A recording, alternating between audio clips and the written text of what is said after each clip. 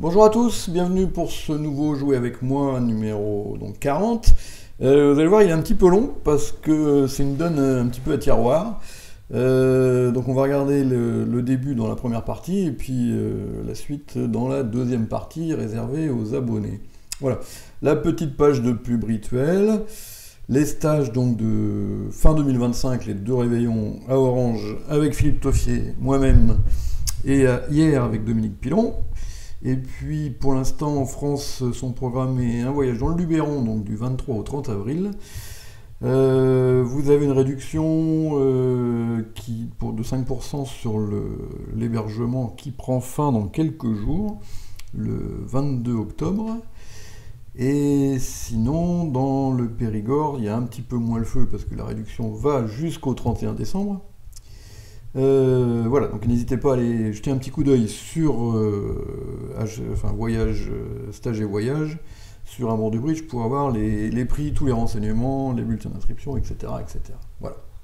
Alors, on va donc attaquer par cette donne, vous allez voir, qui est très rigolote. Alors d'abord, à l'enchère, vous allez voir que c'est très intéressant et assez technique. Alors, votre partenaire a ouvert d'un pic, vous avez répondu 2 trèfles, jusque-là ça va, et il dit 3 piques. Bon, donc quand il dit 3 piques, votre partenaire il montre une belle couleur 6e, et une main de deuxième zone, donc qui va tourner aux alentours de 16 points d'honneur. Alors plus ou moins un chouïa, selon la qualité de ses piques, son nombre de piques, comment il estime sa main, etc. etc. Bon. Alors, quoi qu'il en soit, avec 15 points d'honneur absolument magnifiques, et un petit fit à pique, qui pêche un petit peu, mais un fit quand même, et un cingleton, vous êtes clairement dans la zone de Chelem. Bon. Alors, c'est quasiment plus qu'une question d'as, en fait. Il faudrait savoir combien de partenaires possèdent d'as, le roi de pique, et éventuellement la dame de pique. Bon. Donc, on pourrait avoir envie de poser directement le blackwood. Alors, le problème, c'est que ça, c'est une règle qui est très importante. Mis à part en réponse immédiate à une ouverture, quelle qu'elle soit, ouverture de 1 ou un barrage, où là, la réponse immédiate de 400 atouts est blackwood dans la couleur du partenaire. Voilà, il n'y a pas normalement de blackwood assaut avec fit implicite. Vous voyez, bon. C'est-à-dire que si vous dites 400 atouts dans cette position-là, ça n'est pas un blackwood. C'est une enchère quantitative à 100 atouts, misfit épique, cingleton ou chicane, et suffisamment de points quand même pour espérer jouer un chelem. Donc ça va être quelque chose qui va tourner là aussi aux alentours de 16-17 points par exemple. Mais donc vous voyez 16-17 points 4-4-4-1, avec cingleton pique, bah, vous êtes quand même en zone de chelem, parce qu'au niveau des points d'honneur on en a quand même beaucoup. Mais le misfit à pique évidemment n'est pas très engageant. Bon. Donc vous pouvez traiter cette main-là en disant 400 atouts. Donc on ne peut pas tout faire, et donc 400 atouts n'est pas un blackwood. Voilà. En revanche, on considère qu'il n'y a pas grand sens à aller chercher un autre atout maintenant au-dessus du contrat de 300 atouts. Et donc on admet que les enchères de 4 carreaux et de 4 cœurs sont, eux, des contrôles avec fit implicite. Vous voyez, il n'y a pas de blackwood avec fit implicite, mais il y a, en tout cas pas avec un saut, mais il y a des contrôle avec fit implicite, et en particulier sur ce genre de séquence. Alors en revanche, l'enchère de 4 trèfles, elle serait naturelle, donc pour proposer le chelem aussi, mais à la tout trèfle. Voilà, bon. Alors on pourrait certes y penser, étant donné qu'on a des trèfles qui sont totalement autonomes, roi dame valet 19 6e, c'est un bon atout de chelem en face de chicane, donc on pourrait imposer la tout trèfle. Mais l'inconvénient, c'est que quand on posera le blackwood plus tard, on n'aura pas connaissance du roi de pique. Or, le roi de pique est une carte fondamentale. Bon. Donc, le mieux, je pense, c'est de dire 4 carreaux, qui est donc un contrôle à carreaux, avec fit à pique implicite, donc qui admet, qui accepte la tout pique, qui pour l'instant agrée la tout pique, d'accord, et avec dans l'idée de poser le blackwood au tour d'après, si le partenaire dit 4 cœurs, ou d'ailleurs même s'il dit 4 piques, à la limite 4 piques serait plutôt même une bonne nouvelle, parce que ça veut dire qu'il n'a pas grand chose à cœur dans le cingleton. Bon. Là, en l'occurrence, le partenaire dit 4 cœurs, et donc vous pouvez maintenant poser le blackwood, qui est un blackwood à la tout pique. Là-dessus, le partenaire répond 5 carreaux, donc 1 ou 4 clés. Alors, une, c'est clairement pas possible dans le contexte. En revanche, donc, le partenaire devrait en avoir 4. Donc 4, c'est As, Roi de pique, l'As de cœur et l'As de trèfle. D'accord ? Bon. Alors, on peut éventuellement lui demander s'il a la dame de pique. Alors ça, comment on fait? On fait la collante sur la réponse au blackwood. Et donc, c'est en l'occurrence 5 cœurs qui veut dire, partenaire, as-tu la dame de pique? Et le partenaire, s'il ne l'a pas, il dira 5 piques, s'il l'a, il dira autre chose. Bon. En général, il peut nommer un roi qui n'a pas été annoncé jusqu'à présent, ou une plus-value quelconque, 500 atouts si c'est pas trop quoi faire, mais en tout cas, il dira autre chose que 5 piques. Bon. Et là, votre partenaire dit 5 piques. Donc, il manque la dame de pique. Bien. Alors ça, évidemment, ça ne nous empêche pas de jouer 6 piques. Mais si vous réfléchissez un petit peu, vous allez quand même vous apercevoir que votre partenaire ayant forcément l'as de trèfle, hein, bien, à l'atout trèfle, vous pouvez compter 6 levées de trèfle, 3 levées de carreau, ça fait 9, l'as de cœur, ça fait 10, et as 3 de pique, ça fait 12. Donc, il manquerait qu'une seule levée. Bon. Alors, à l'atout pique, c'est la dame d'atout qui manque. Hein. Bon, donc on ne peut pas s'amuser à jouer 7 piques avec la dame d'atout dehors, parce que ça serait, dans le meilleur des cas, à 50%, et encore, peut-être s'il a que as 3 valet sans le 10, ça serait aussi un partage. Bon, donc ça serait un très mauvais grand chelem. Mais à l'atout trèfle, il suffit qu'il ait le valet de carreau, ou un double-ton carreau et qu'on arrive à couper un carreau, ou qu'on puisse affranchir les piques, enfin bon, donc il y a beaucoup de possibilités pour trouver la 13e levée à l'atout trèfle. Et donc, à partir de là, l'enchère raisonnable, c'est 7 trèfles. D'accord? Bravo. Alors maintenant, on va jouer 7 trèfles et on va commencer, le premier cas, l'adversaire entame à tout. Hein. Vous savez qu'à l'entame, contre les grands chelems, on essaie d'être neutre, alors qu'on est très agressif contre les petits chelems à la couleur.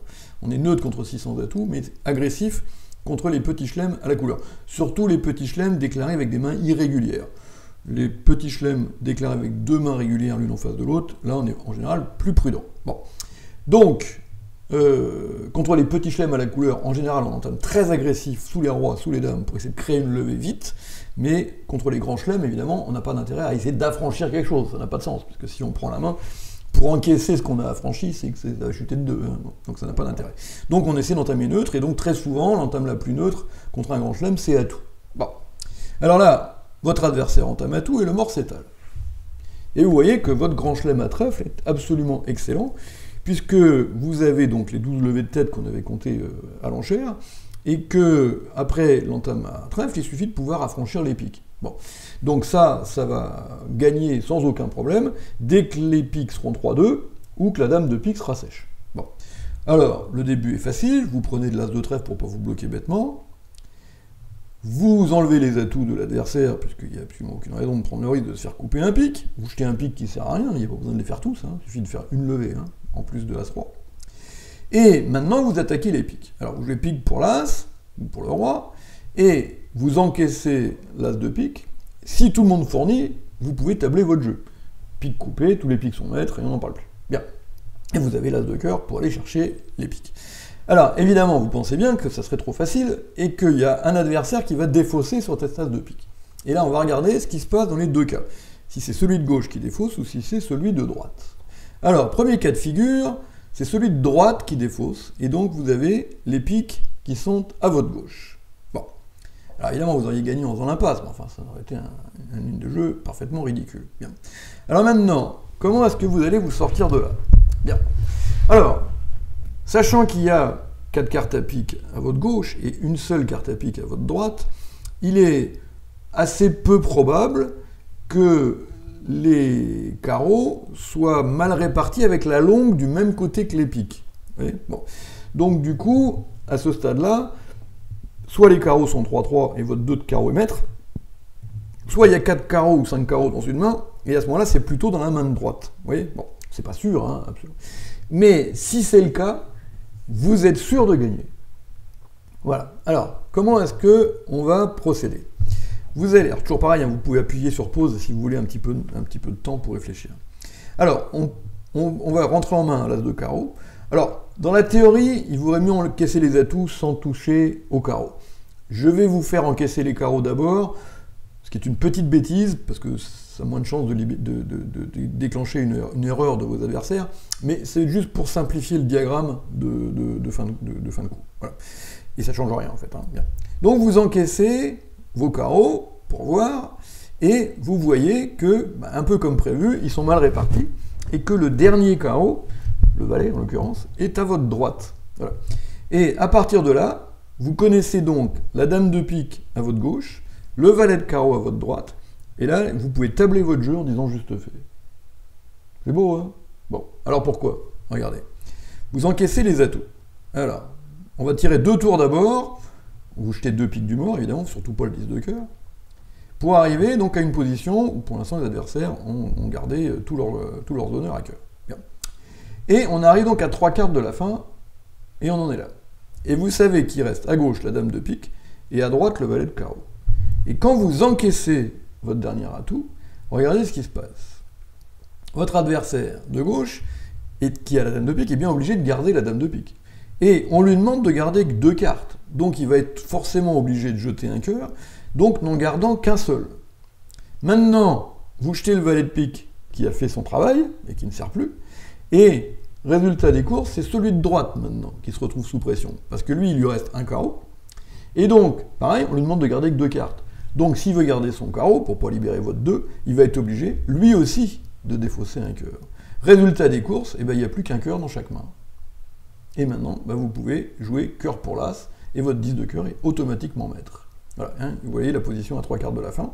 Quand vous jouez votre dernier trèfle, Ouest est obligé de jeter un cœur pour ne pas libérer le valet de pique, vous jetez le valet de pique, et Est est obligé de jeter un cœur aussi pour ne pas libérer votre 2 de carreau. D'accord? Voilà, et vous venez donc de réaliser un très joli double squeeze. Alors, double squeeze, c'est la même chose qu'un squeeze simple, simplement. Un squeeze simple, on squeeze un adversaire, alors que l'on a squeezé les deux, l'un après l'autre. Donc, bravo, vous venez de réaliser peut-être votre premier double squeeze. Bien. Alors, voilà les 4 jeux. Maintenant, on va continuer à regarder cette donne-là, mais avec les piques 4-1 dans l'autre sens, et puis après, vous verrez si on vous entame à cœur, et là, c'est rigolo aussi. A tout de suite.